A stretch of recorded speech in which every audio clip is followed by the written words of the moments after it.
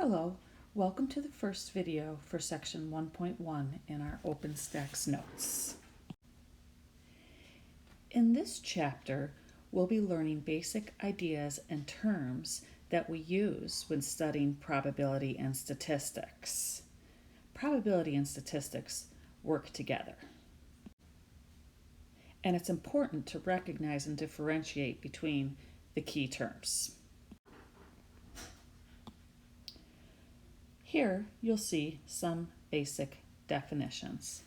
And the science of statistics deals with the collection, analysis, interpretation, and presentation of data. We use data in our everyday lives. We have two different types of statistics. We have descriptive statistics, and that's the process of organizing and summarizing data. We also have inferential statistics. And those are formal methods used for drawing conclusions from what we call good data.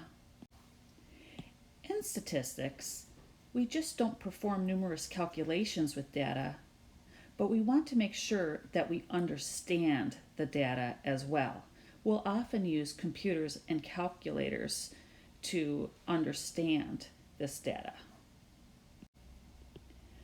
We have a mathematical tool used to study randomness, and we'll call that probability. For example, if we take a single die and we roll it, what is the probability of ending with a 5? That would be 1 out of 6. 1 5 out of a total of 6 numbers. Or 1 divided by 6 would give us 0.167 if we round to 3 decimal places. We use probability all the time. For instance, when we're checking weather, when we're playing a card game, perhaps we're investing in the stock market. Probability is definitely a tool we use in our daily lives, and it's good to have a solid understanding of how to use it properly. On the second page, we'll have more common terms. And at the top, we have a population. That is a collection of persons, things, or objects that we're studying. We have a sample, and that's a subset or a smaller portion of a population we are trying to study.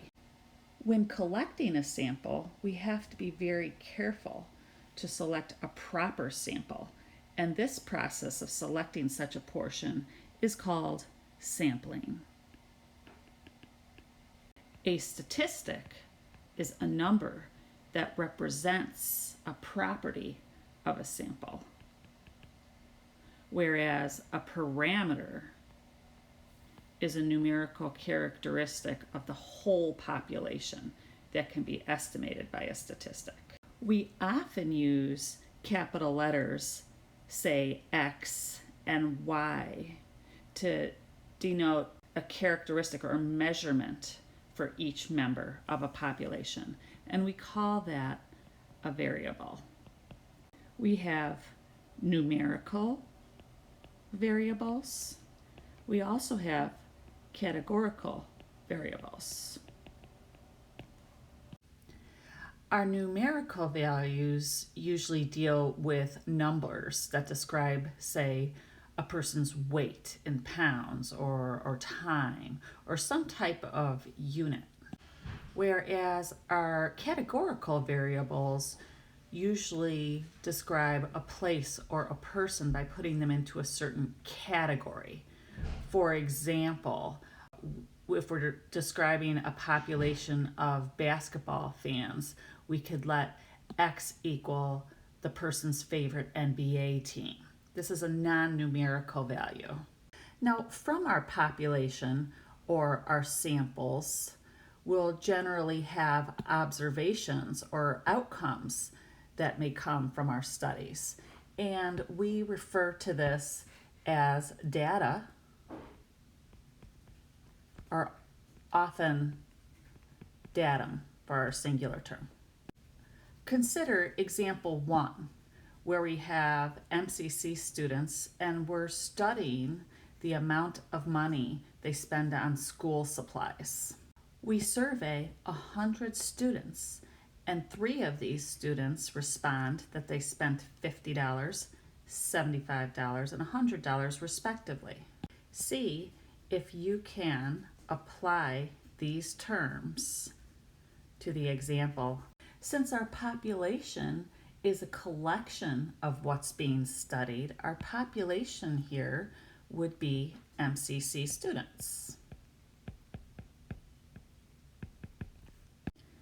Our sample here would be the 100 students that were selected to participate in the survey.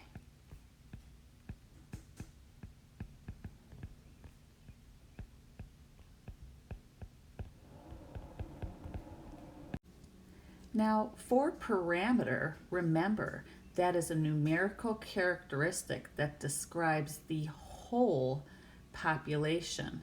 So in this case, our parameter would be the mean amount of money in dollars that MCC students spend on school supplies. Our statistic would be the amount of money our sample, or our 100 students in the survey, spend on the school supplies.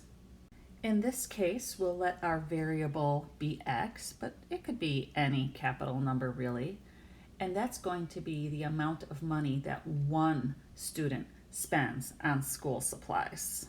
And lastly, our data will be the individual amounts from the 3 students we have collected, which is our $50, our $75, and $100. And that's the end of our first video to section 1.1.